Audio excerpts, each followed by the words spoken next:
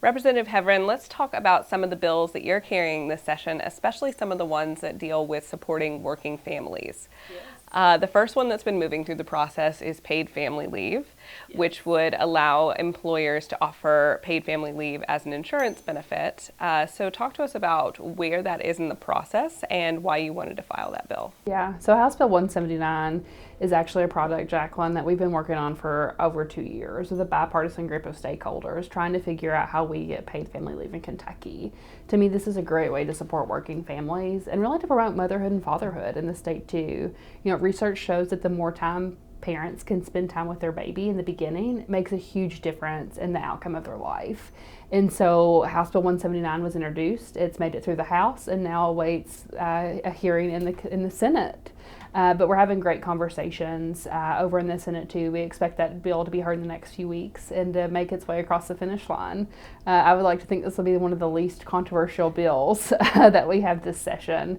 But there's been a ton of great feedback on the bill from groups all over the spectrum. And really, it's probably one of my first pieces of legislation that's had that type of support, and I'm grateful for that.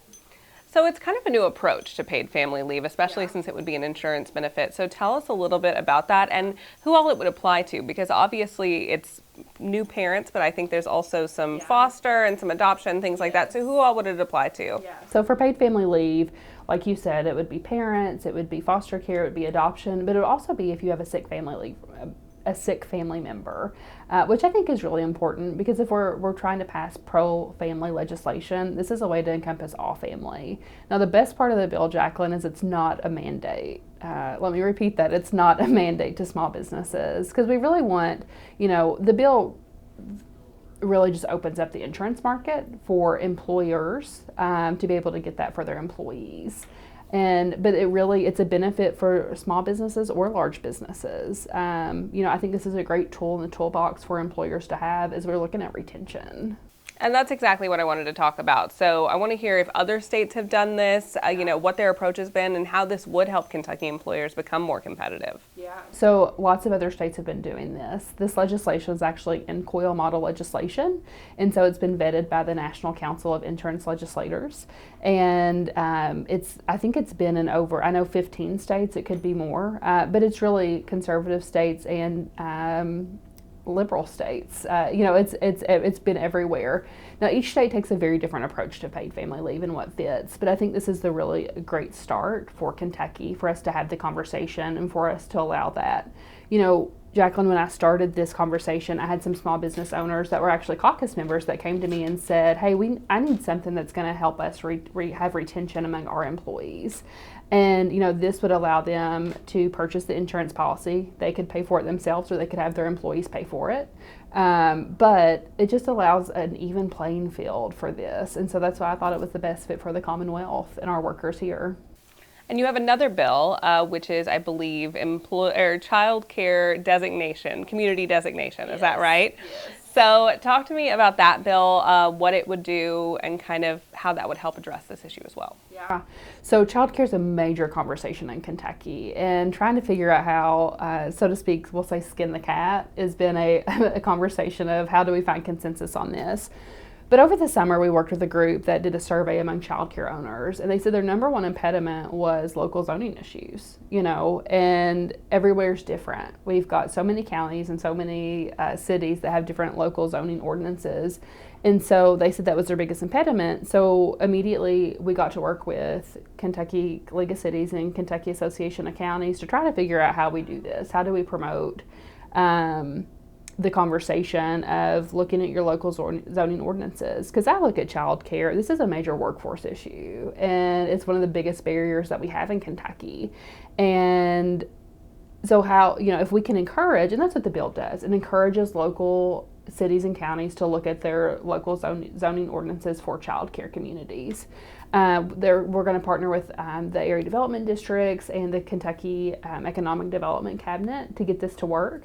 But I think it's going to be a really great product because we're going to be able to, from this, get the best practices and how to make cities and counties more willing to look at their child care and hopefully have an open door. We've got a lot of child care deserts across the Commonwealth, especially in rural areas. So we really hope this will be able to bring childcare, whether it's actual facilities or in-home childcare. We hope that we'll be able to bring more of those to communities. And you brought up some of the things, but what are some of the main barriers to access to childcare in these local communities? Yeah, honestly, Jacqueline, not having a childcare facility, that's one of the biggest barriers. During COVID, a lot of women left the workforce to stay, and men too. I always say women, but generally women are the caretakers. We had a lot of people leave the workforce because childcare is just so expensive, and that's the other thing. There's so little, and they're so expensive. There are so few, and they are so expensive. Childcare could cost generally up to an annual mortgage payment, and so anywhere from $6,000 to $9,000 in the Commonwealth, and that's a lot of money. And so families have to look at the benefit. Is it more cost effective to take their child to a child care center or at home facility, or should they just stay home? And so I think if we can get more child care facilities across the state, we're going to have more people be able to go back to work. And especially with inflation, every dollar counts in households. So how can businesses and individuals get involved in this process, especially with their local government, to ensure that we can move this forward? Yeah, really have the conversation. So many times, we're all in our very own silos, Jacqueline. And if, just starting the conversation, if this is an issue that you feel like as a business leader that you're having, have the conversation with your city and your county, because I know as an elected official myself, until someone brings up the issue, I don't know that it's happening. Right. And so make sure to have those conversations and let them know, because a lot of people, they're not aware of this fear and the issues that it brings. Both of these bills build on the progress of House Bill 499, which you sponsored just a few years ago, the Employee Child Care Assistance Program. Yes.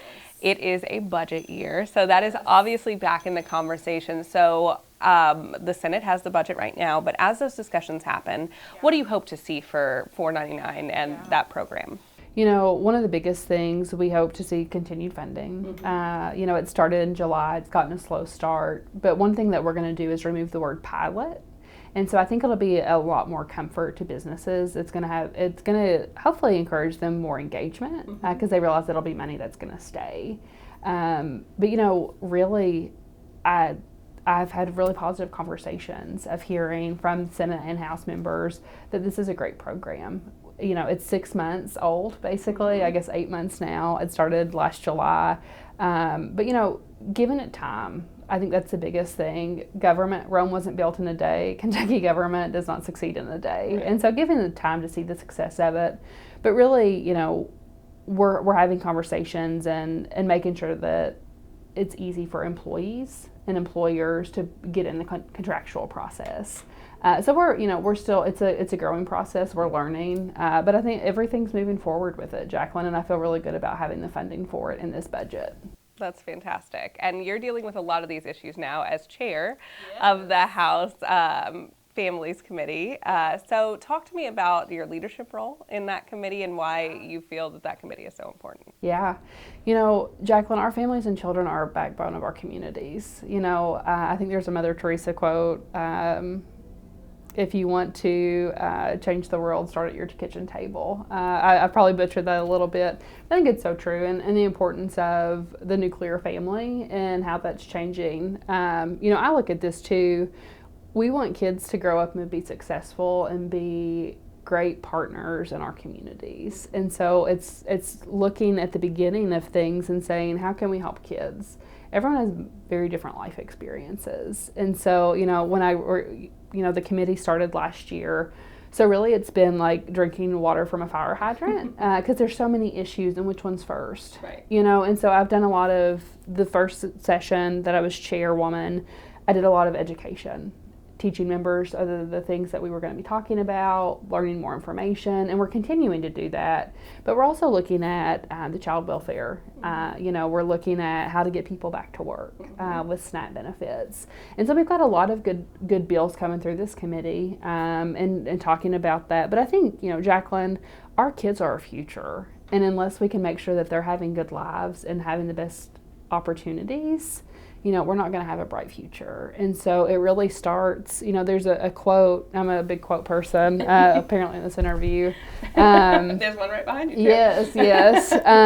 But, we've got to start figuring out why people are falling in the river instead of continuously pulling them out. And so going to the beginning of it. And so that's something that I'm trying to do in this committee. What are we looking at? What are the things that are causing people to not have great experiences, and what can we do? And so, having a lot of hard conversations. This is not a feel-good committee. This is real policy changes. And so with that, it takes time. And so recognizing our timelines are very different than other policies, but we want to make sure that we're helping kids. And it's important to me. I don't have kids yet, Jacqueline. I hope to someday. Unfortunately, Rosie, my golden retriever, is not considered an actual human.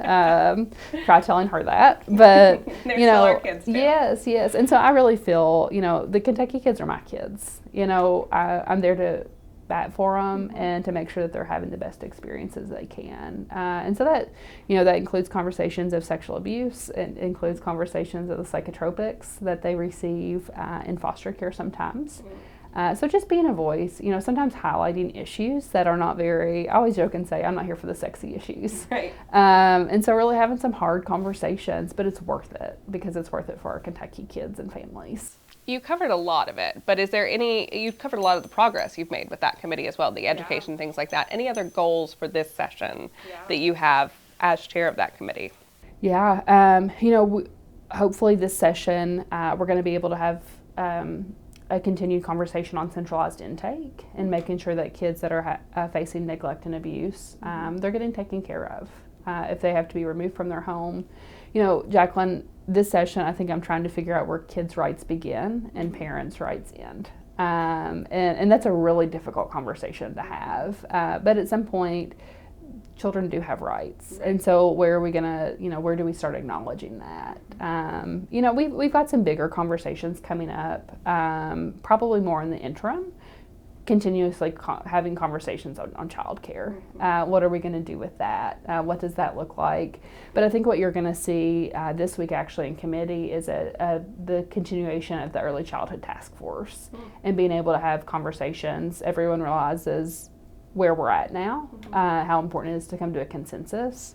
And so I think you're going to see some of that. But I think looking forward in the future of the committee, really looking long term about social programs in the Commonwealth, how we get people back to work with families, but also what does it look like for two parent households? What does it look like for kids in foster care, and making sure that we're providing them the best resources that they need to be able to become successful.